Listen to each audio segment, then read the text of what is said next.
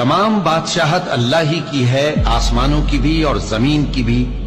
وہ جو چاہتا ہے پیدا کرتا ہے، جسے چاہتا ہے بیٹیاں عطا کرتا ہے اور جسے چاہتا ہے بیٹے بخشتا ہے، یا ان کو بیٹے اور بیٹیاں دونوں عنایت فرماتا ہے، اور جس کو چاہتا ہے بے اولاد رکھتا ہے۔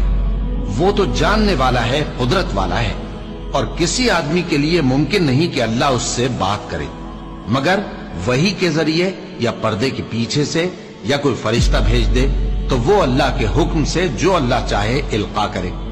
بے شک وہ بلند و برتر ہے، حکمت والا ہے۔ اور اسی طرح ہم نے اپنے حکم سے تمہاری طرف روح القدس کے ذریعے سے قرآن بھیجا ہے۔